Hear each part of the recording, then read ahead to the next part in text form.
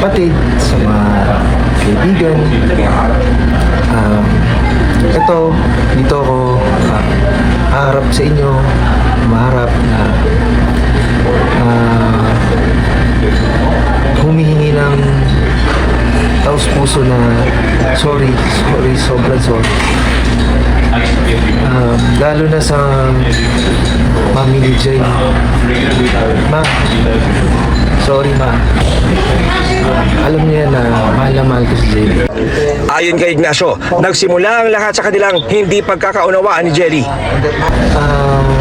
Sa simpleng hindi pagkakaunawaan, and siguro may halo na rin siguro pagod sa paghapon na lakad namin. And kumbaga, tao lang din siguro ako, sir. Baka napuno lang din siguro ako na hindi ko sinasabi na tama, pero hindi ko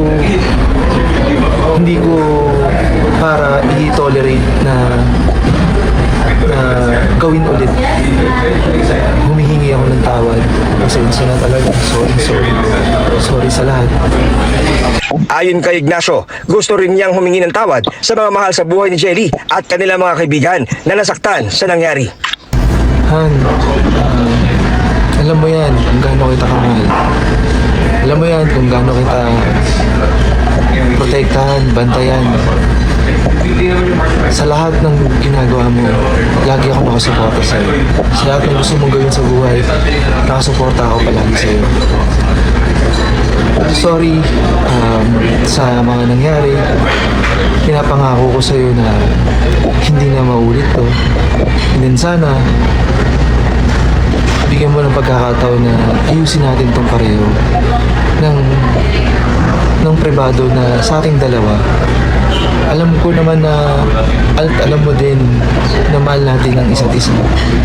Madami tayong gustong gawin, pangarap na sana maayos natin at matupad natin. Yun lang naman sana.